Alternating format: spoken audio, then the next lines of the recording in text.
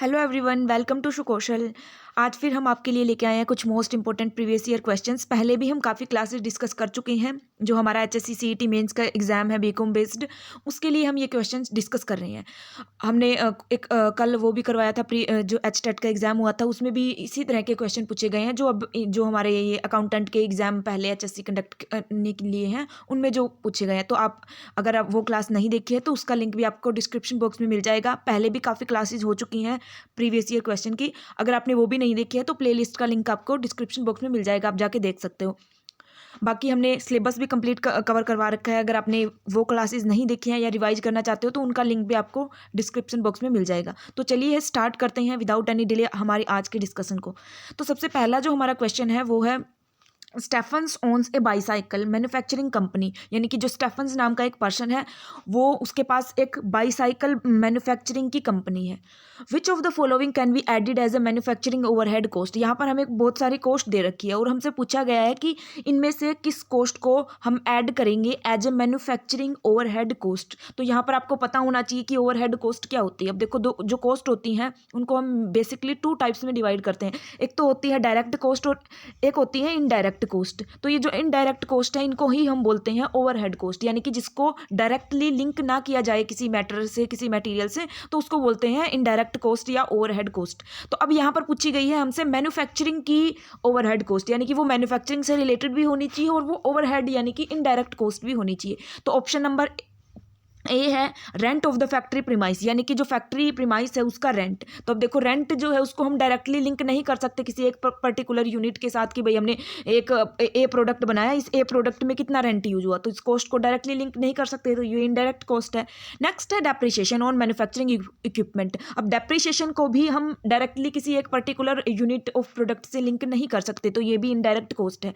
उसके बाद है salaries of a factory maintenance employees, यानी कि जो फैक्ट्री के मेंटेनेंस के लिए जो कर्मचारी है, एम्प्लॉई है, उनकी सैलरी। तो उसको भी पर्टिकुलर यूनिट्स के साथ लिंक नहीं किया जा सकता। जो डायरेक्ट एम्प्लॉइज लिंक्ड होते हैं प्रोडक्शन प्रोसेस के साथ, उनको जो सैलरीज है उसको तो हम डायरेक्ट कॉस्ट मान सकते हैं, तो ये भी ओवरहेड कॉस्ट ही है। नेक्स्ट है electricity used in a factory. अब देखो, फैक्ट्री में जो इलेक्ट्रिसिटी यूज हुई तो उस इलेक्ट्रिसिटी को हम किसी एक प्रोडक्ट के साथ या एक यूनिट ऑफ प्रोडक्ट के साथ डायरेक्टली लिंक नहीं कर सकते, तो ये भी इनडायरेक्ट या हम बोल सकते हैं ओवरहेड कॉस्ट है। तो चारों ही क्या है, ओवरहेड कॉस्ट है और चारों ही मैन्युफैक्चरिंग से रिलेटेड है।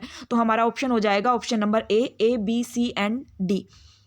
चलिए मूव करते हैं हमारे नेक्स्ट सवाल पे। Question number 2, the typical economy of a particular country has the following characteristics. देखो, यहाँ पर करेक्टरिस्टिक्स गिवन है हमें एक टिपिकल इकोनॉमी की। हमें बताना है कि ये कौन से टाइप ऑफ इकोनॉमी है। सबसे पहले है को existence of public and private sector. देखो, पहली लाइन पढ़कर ही हम बता सकते हैं कि जहाँ पर पब्लिक और प्राइवेट सेक्टर दोनों एग्जिस्ट करते हैं तो वो क्या होती है, वो होती है मिक्स्ड इकोनॉमी। इकोनॉमिक्स तीन टाइप्स की होती हैं, बेसिकली हम तीन कैटेगरीज में डिवाइड करते हैं। एक होती है हमारी मार्केट इकोनॉमी, या इसको कैपिटलिस्ट इकोनॉमी भी बोलते हैं, जहाँ पर सब कुछ प्राइवेट सेक्टर के लिए फ्री होता है, प्राइसेस वगैरह है वो डिमांड और सप्लाई पे मार्केट में फ्रीली डिसाइड होते हैं। एक होती है सोशल इकोनॉमी या सोशलिस्ट इकोनॉमी, जहां पर सारा कंट्रोल जो है वो गवर्नमेंट के पास होता है। और एक होती है इन दोनों की मिक्सअप, जिसको बोलते हैं मिक्स्ड इकोनॉमी, यानी कि जहां पर प्राइवेट भी और पब्लिक सेक्टर दोनों होते हैं। तो फर्स्ट फीचर ही बोल रही है कि को एग्जिस्टेंस ऑफ पब्लिक और प्राइवेट सेक्टर, तो ये क्या होगी, मिक्स्ड इकोनॉमी। नेक्स्ट ऑप्शन भी पढ़ लेते हैं। Industry like a power, oil, banking and insurance are nationalized, यानी कि जो बेसिक इंडस्ट्रीज हैं, बेसिक इंडस्ट्री होती है किसी इकोनॉमी की, वो नेशनलाइज्ड है। उसके बाद है development planning to achieve faster growth, faster economic growth की। इकोनॉमिक ग्रोथ फास्ट करने के लिए वहाँ पर डेवलपमेंट से रिलेटेड प्लानिंग बनाई जाती है। तो ये अलग से ही पता चल रहा है सीधा सीधा ही कि ये मिक्स्ड इकोनॉमी के बारे में बताया गया है। तो ऑप्शन नंबर बी हमारा राइट आंसर हो जाएगा। नेक्स्ट है question number 3, identify the correct sequence of capital budgeting process. हमें पहचानना है सही से सीक्वेंस कैपिटल बस्टिंग प्रोसेस का। भी कैपिटल बस्टिंग प्रोसेस क्या होती है, देखो, जब हम बहुत बड़ी लार्ज अमाउंट में कहीं पे इन्वेस्टमेंट करते हैं तो उसको बोलते हैं कैपिटल इन्वेस्टमेंट। और उस कैपिटल इन्वेस्टमेंट के लिए जो प्लानिंग बनाई जाती है, प्रोसेस तैयार की जाती है, उसको बोलते हैं कैपिटल बजटिंग प्रोसेस। तो जब भी हम कोई बड़ी इन्वेस्टमेंट कर रहे हैं, कहीं पे कैपिटल लगा रहे हैं, तो उसके लिए क्या हमें प्रोसेस जो है वो फॉलो करनी होती है कि पहले ये स्टेप लेना है, फिर उसके बाद ये स्टेप लेना है। तो उस प्रोसेस हमारे यहाँ पे गिवन है, इसको हमने सीक्वेंस में अरेंज करना है कि पहला स्टेप क्या होगा, उसके बाद क्या होगा, उसके बाद क्या। तो अब देखो यहाँ पर है सबसे पहले रिस्क एसेस करना, हाँ, उसके बाद है आइडेंटिफाई और इवेलुएट पोटेंशियल अपॉर्चुनिटी को पहचानना और उनको इवेलुएट करना, कैश फ्लो और बेनिफिट्स क्या मिलेंगे उनका एस्टिमेट करना, ऑपरेटिंग और इम्प्लीमेंटेशन कॉस्ट क्या होगी उसको एस्टिमेट करना, देन उसको इम्प्लीमेंट करना और रिव्यू और परफॉर्मेंस। अब देखो ये ई और एफ तो अलग से ही पता चल रहा है कि ये लास्ट में आएंगे कि हम इम्प्लीमेंट करेंगे प्रोडक्ट को और फिर परफॉर्मेंस का रिव्यू करेंगे। तो यानी कि जहाँ पर एफ ई एफ लास्ट में नहीं है उस ऑप्शन को हम एलिमिनेट कर सकते हैं। तो ई एफ इसमें भी है, ई एफ इसमें भी है, इसमें भी है, इसमें नहीं है, तो ये ऑप्शन तो सीधा सीधा कट गया। उसके बाद अब देखो सबसे पहले हम देखते हैं मार्केट में अपॉर्चुनिटी कहाँ है, क्या किस चीज़ में हम हमारे पैसे लगा सकते हैं। तो सबसे पहले होता है आइडेंटिफाई करते हैं और इवेलुएट करते हैं अपॉर्चुनिटीज़ को। तो सबसे पहले आएगा बी स्टेप, तो बी जिस ऑप्शन में नहीं है उसको एलिमिनेट कर देंगे, इसमें भी नहीं है, इसमें भी नहीं है, ऑप्शन बचा हमारा बी। ठीक है, अब बाकी स्टेप भी देख लेते हैं। देखो सबसे पहले हम आइडेंटिफाई करेंगे, इवेलुएट करेंगे अपॉर्चुनिटीज़ क्या है मार्केट के अंदर। उसके बाद अब देखो आइडेंटिफाई कर लिया हमने, उसके बाद हम देखेंगे कि इन अपॉर्चुनिटी को अगर हम ग्रैब करना चाहते हैं, लेना चाहते हैं, तो इसकी कॉस्ट क्या आएगी। तो फिर उसके बाद एस्टिमेट करेंगे ऑपरेटिंग और इम्प्लीमेंटेशन की कॉस्ट। फिर जब हमने कॉस्ट भी एस्टिमेट कर ली तो हम देखेंगे ये इतना पैसा कॉस्ट हम लगाएंगे तो इससे हमें कैश का कितना फ्लो होगा, इनके कैश हमारे पास कितना आएगा। तो कैश फ्लो और बेनिफिट्स जो हैं वो हमें क्या मिलेंगे उनको हम देखेंगे, उनको एस्टिमेट करेंगे। अब फिर जब हमने कैश फ्लो भी एस्टिमेट कर लिया, अपॉर्चुनिटी भी देख ली, कॉस्ट भी देख ली, तो उसके बाद हम देखेंगे कि ये बेनिफिट तो हमें मिल रहे हैं, इसके साथ में रिस्क कितना है। फिर रिस्क को असेस करेंगे, रिस्क के बाद हम उसको इम्प्लीमेंट कर देंगे और फिर टाइम टू टाइम उसको रिव्यू करते रहेंगे कि परफॉर्मेंस जो है उसके कैसी मिल रही है हमें। ठीक है, तो ये स्टेप होगा हमारा ऑप्शन नंबर बी। नेक्स्ट है question number 4, A company can not issue fully paid bonus share from. अब देखो एक कंपनी इन 4 चीज़ों में से किसके हेल्प से, किसकी यूज नहीं कर सकती fully paid bonus share issue करने के लिए। अब ये बोनस शेयर क्या होते हैं? बोनस शेयर जब हमारे पास कैश की कमी होती है तब हम क्या करते हैं, जो हमारे शेयर होल्डर्स हैं उनको डिविडेंड के फॉर्म में मतलब शेयर्स दे देते हैं, तो उनको बोलते हैं बोनस शेयर। इनकी फ्री ऑफ कॉस्ट एक तरह से डिविडेंड के बदले कैश में पेमेंट करने की बजाय हम उनको शेयर्स दे देते हैं, तो उनको बोलते हैं बोनस शेयर। अब ये जो बोनस शेयर कंपनी इशू करती है इसको बहुत सारे मतलब अलग अलग रिजर्व में से यूज कर सकते हैं, लेकिन यहाँ पर पूछा गया है कि किस का यूज नहीं किया जा सकता बोनस शेयर को इशू करने में। तो देखो सिक्योरिटी प्रीमियम है, उसके बाद है reserve created out of revaluation of fixed asset, free reserve, उसके बाद है कैपिटल रिडम्पशन रिजर्व। अब देखो ये जो कैपिटल रिडम्पशन रिजर्व और सिक्योरिटी प्रीमियम अकाउंट है इनको तो बेसिकली यूज कर ही सकती है कंपनी, या तो शेयर का रिडम्पशन करना है या फिर कोई बोनस शेयर इशू करना है, तो इन दोनों अकाउंट्स को यूज कर सकते हैं। बात करें रिजर्व की तो इसमें आता है थोड़ा सा कंफ्यूजन। जो रिजर्व होते हैं अगर वो रिजर्व फ्री रिजर्व है, फ्री रिजर्व का मतलब है कि अगर जेन्युइन प्रॉफिट्स के थ्रू, जो नॉर्मली प्रॉफिट होते हैं उनके थ्रू अगर वो रिजर्व क्रिएट किए गए हैं तो उनका यूज किया जा सकता है बोनस शेयर के लिए, क्योंकि ये प्रॉफिट भी तो है हमें ने डिविडेंड के फॉर्म में शेयर होल्डर्स को ही देने होते हैं और ये बोनस शेयर भी वैसे ही है। तो जो फ्री रिजर्व है उनका यूज किया जा सकता है, लेकिन जो फिक्स्ड एसेट्स के रिवैल्यूएशन से जो हमने रिजर्व क्रिएट किए हैं उनका यूज नहीं किया जा सकता। तो इस हिसाब से ऑप्शन नंबर बी हमारा राइट आंसर हो जाएगा इस पर्टिकुलर क्वेश्चन का। ठीक है, मूव करते हैं नेक्स्ट क्वेश्चन नंबर 5 पे। The rate at which RBI borrow money from commercial bank is called, यानी कि जिस रेट से आरबीआई उधार लेता है कमर्शियल बैंक से वो रेट क्या कहलाती है। अब देखो दो केस होते हैं, एक होता है जो आरबीआई है और एक होते हैं हमारे कमर्शियल बैंक। ये जो कमर्शियल बैंक हैं ये कई बार आरबीआई से लोन लेते हैं और आरबीआई भी कई बार कमर्शियल बैंक से लोन लेता है। तो जब हमारे कमर्शियल बैंक जो है वो आरबीआई से लोन लेते हैं तो उसके ऊपर जो रेट लगती है, यानी कि जो ब्याज की दर लगती है, रेट लगती है, उसको बोलते हैं repo rate.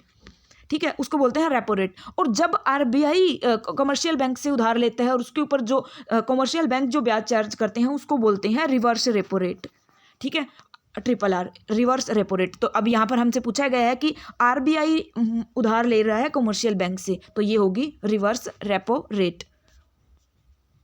Question number 6, while defining basic requirement for a valid contract, the parties to the contract must have competent dash years of age to be competent to contract। यानी कि जब कॉन्ट्रैक्ट किया जाता है दो पार्टीज के बीच में तो कॉन्ट्रैक्ट करने के लिए जो एक पार्टी है उसको कितने साल की एज जो है वो कंप्लीट करनी है ताकि वो कम्पिटेंट हो जाए कॉन्ट्रैक्ट के लिए। तो हमने कॉन्ट्रैक्ट एक्ट में पढ़ते हैं कि जो मैच्योर पर्सन है वही एक कॉन्ट्रैक्ट करने के लिए कम्पिटेंट होता है, तो उसके लिए एज कितनी है, उसके लिए एज होती है 18 ईयर्स। तो ऑप्शन नंबर ए हमारा राइट आंसर हो जाएगा। नेक्स्ट है है question number 7, which of the following is not a type of preference shares. इनमें से कौन सा एक प्रेफरेंस शेयर का टाइप नहीं है। जो हमारे प्रेफरेंस शेयर होते हैं, जैसे शेयर देखो दो तरह के होते हैं, एक होते हैं इक्विटी शेयर, एक होते हैं प्रेफरेंस शेयर। ये जो प्रेफरेंस शेयर इनके अलग अलग टाइप हैं आगे। तो अब यहाँ से हमसे पूछा गया है कि इनमें से कौन सा प्रेफरेंस शेयर का एक टाइप नहीं है। सबसे पहला है रिडीमेबल प्रेफरेंस शेयर। देखो रिडीमेबल का मतलब है वो प्रेफरेंस शेयर जिनको एक लिमिटेड टाइम के अंदर हम उनको रिटर्न कर देंगे उनका पैसा, वो होते हैं रिडीमेबल प्रेफरेंस शेयर। तो ये भी एक टाइप है,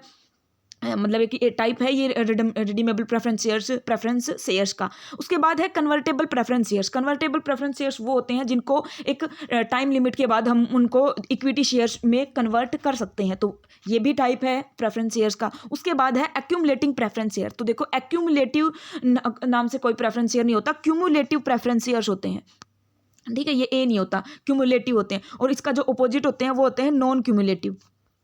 अब ये क्यूमुलेटिव प्रेफरेंस शेयर्स क्या होते हैं, मतलब एक्यूमुलेटिव नहीं होते, क्यूमुलेटिव होते हैं। अब ये क्यूमुलेटिव क्या होते हैं? क्यूमुलेटिव प्रेफरेंस शेयर्स वो शेयर्स होते हैं जिनका अगर मान लो किसी एक साल हमें वो प्रॉफिट नहीं हुआ, तो उस प्रॉफिट नहीं हुआ तो उस साल हम डिविडेंड नहीं दे पाएंगे प्रेफरेंस शेयर होल्डर को। लेकिन उससे अगले साल जो प्रॉफिट हुआ उसमें से हम पिछले साल का भी अगर उनको जो डिविडेंड दें और इस साल का भी दें, यानी कि जिस साल उनको नहीं मिल पाया प्रॉफिट इनफ ना होने की वजह से, तो अगले साल उनका जो प्रॉफिट है, मतलब जो डिविडेंड है, उसको उसमें ऐड करके दें, तो वो होते हैं क्यूमुलेटिव प्रेफरेंस शेयर्स, ठीक है। और जिनको नहीं दिया जाता, मतलब जिस साल प्रॉफिट हुआ उसी साल दिया जाएगा, तो वो होते हैं नॉन क्यूमुलेटिव। तो इस हिसाब से हमारा option number C right answer हो जाएगा कि accumulative is not any type of preference shares. उसके बाद है पार्टिसिपेटिंग प्रेफरेंस शेयर होल्डर। तो ये भी होते हैं पार्टिसिपेटिंग भी और नॉन पार्टिसिपेटिंग भी। Question number 8, Debashish seeks to save income tax under section 80C. What is the maximum deduction that Debashish can claim under the section 80C of the income tax act? देखो 80C to 80U तक हमारी deductions हैं income tax के अंदर। तो अब हमसे पूछा गया है कि जो 80C सेक्शन है उसके अंदर कितनी लिमिट है, कि कितनी अमाउंट की डिडक्शन ली जा सकती है। तो उसके अंदर लिमिट होती है हमारी 1.5 लाख, 1.5 लाख तक की डिडक्शन हम ले सकते हैं 80C के अंदर। ये जैसे कि कहीं पे हमने ऐसे पैसे लगा रखे हैं, लाइफ इंश्योरेंस में पैसे लगा रखे हैं, पेंशन फंड्स में है, या PPF RPF इन में पैसे अगर लगाते हैं हम, तो वहाँ पर हम 1.5 लाख तक की मैक्सिमम जो है वो डिडक्शन ले सकते हैं under income tax act. Next है question number 9, which of these is not a component of marketing mix. कि इनमें से मार्केटिंग मिक्स का एक कंपोनेंट नहीं है। अब देखो मार्केटिंग मिक्स के कंपोनेंट में हम बेसिकली जो 4 P's हैं मार्केटिंग के, उन्हीं को पढ़ते हैं, जो है प्रोडक्ट है, प्लेस है, प्रमोशन है और प्राइस है। इन 4 P's को हम पढ़ते हैं मार्केटिंग मिक्स में। अब इन्हीं को कंपोनेंट कंसीडर किया जाता है। बट अगर हम ऑप्शन देखें तो प्रोडक्ट है, प्राइसिंग है, ये दोनों तो होंगे ही। उसके बाद है सेल्स चैनल और कस्टमर। अब देखो सेल्स चैनल्स मतलब होते तो ये दोनों ही नहीं है, बट अगर हम देखें कस्टमर तो फिर भी मार्केटिंग मिक्स में एक फोकस पॉइंट होता है कस्टमर। तो कस्टमर्स तो एक कंपोनेंट हो सकता है मार्केटिंग मिक्स का, लेकिन सेल्स चैनल जो है वो नहीं होते। सेल्स चैनल्स पार्ट होते हैं हमारे जो प्लेस जो मिक्स है उसका पार्ट होते हैं सेल्स चैनल, ठीक है। ये अलग से एक इंपॉर्टेंट कंपोनेंट नहीं है। तो इस हिसाब से हमारा ऑप्शन नंबर सी जो है वो राइट आंसर हो जाएगा। नेक्स्ट है क्वेश्चन नंबर 10, चेतन रन्स ए स्मॉल बाईसाइकिल मैन्युफैक्चरिंग यूनिट। यानी कि एक चेतन नाम का पर्सन है, वो रन करता है एक small bicycle manufacturing unit, bicycles की मैन्युफैक्चरिंग की unit. The auditor is determined the total cost of production of the business, which of the following is not added while calculating the total cost of production. अब देखो वो क्या करना चाहते, उनका जो ऑडिटर है वो डिटरमाइन करना चाहता है टोटल कॉस्ट ऑफ प्रोडक्शन की, पूरे जो प्रोडक्शन हुआ उसकी टोटल कॉस्ट कितनी है। तो अब जब वो कॉस्ट एस्टिमेट करेगा तो उस कॉस्ट के अंदर वो क्या चीज़ इंक्लूड नहीं करेगा, नॉट एडेड, यानी कि जब कॉस्ट को कैलकुलेट करेगा तो उसके अंदर इनमें से किस आइटम को ऐड नहीं किया जाएगा। सबसे पहले है फैक्ट्री ओवरहेड, उसके बाद है closing stock of work in progress, then है administrative overheads related to production, उसके बाद है कॉस्ट ऑफ प्राइमरी पैकेजिंग। अब देखो अगर आपको पता है कि कॉस्ट ऑफ प्रोडक्शन कैसे निकलती है तो आप इजीली इसको सोल्व कर सकते हो। अब हम समझते हैं पहले कि कॉस्ट ऑफ प्रोडक्शन कैसे निकलती है। तो देखो कॉस्ट ऑफ प्रोडक्शन का मतलब है कि जो हमने सामान बनाया है उसको बनाने का कितना खर्चा है, सिर्फ बनाने का खर्चा कंसिडर करते हैं। तो अब देखो कॉस्ट ऑफ प्रोडक्शन में हम सबसे पहले लेते हैं कि पिछले साल का जो स्टॉक हम मतलब इस साल यूज करेंगे वो होता है ओपनिंग स्टॉक। तो सबसे पहले हम ओपनिंग स्टॉक को ऐड करते हैं। उसके बाद अब इस साल हमने क्या क्या सामान खरीदा है प्रोडक्शन करने के लिए, तो एक्स्ट्रा क्या परचेज की है उसको ऐड करेंगे। उसके बाद जितने भी डायरेक्ट एक्सपेंसेस हुई हैं यानी कि जो डायरेक्टली प्रोडक्शन से रिलेटेड है उनको ऐड करेंगे। उनके अंदर से हम घटाते हैं क्लोजिंग स्टॉक को, कि जो स्टॉक हमने इस साल प्रोडक्शन में यूज नहीं किया, जो बच गया, उस स्टॉक को घटा देंगे, क्योंकि वो उसको हमने यूज ही नहीं किया तो उसका खर्चा कैसे इंक्लूड कर सकते हैं, तो इसलिए क्लोजिंग स्टॉक को माइनस करते हैं। तो इस तरीके से हम निकालते हैं कॉस्ट ऑफ प्रोडक्शन। अब यहाँ पर गिवन है फैक्ट्री ओवरहेड यानी कि फैक्ट्री से रिलेटेड खर्चे, तो वो भी प्रोडक्शन से रिलेटेड हैं तो इनको ऐड किया जाएगा। उसके बाद है closing stock of work in progress. अब देखो क्लोजिंग स्टॉक ये यानी कि साल के लास्ट में जो स्टॉक का हमने यूज नहीं किया वही होता है क्लोजिंग स्टॉक। तो जिसको यूज ही नहीं किया तो उसकी कॉस्ट को हम प्रोडक्शन में क्यों इंक्लूड करेंगे। तो इस हिसाब से ये जो बी ऑप्शन है इसका यूज नहीं किया जाएगा, तो हमारा राइट आंसर बी ऑप्शन हो जाएगा। उसके बाद है एडमिनिस्ट्रेटिव ओवरहेड्स। उसके बाद है कॉस्ट ऑफ प्राइमरी पैकेजिंग। तो ये सारे खर्चे हैं जिनको हम ऐड करेंगे कॉस्ट ऑफ प्रोडक्शन के अंदर। तो ऑप्शन बी हमारा राइट आंसर हो जाएगा, closing stock of work in progress. ठीक है, तो ये थे कुछ क्वेश्चंस। आगे भी हम धीरे धीरे कोशिश करेंगे क्लासेस लेके आने की। Thanks for watching. अगर आपको कोई डाउट है तो आप कमेंट बॉक्स में पूछ सकते हैं। मिलते हैं फिर नेक्स्ट क्लास में।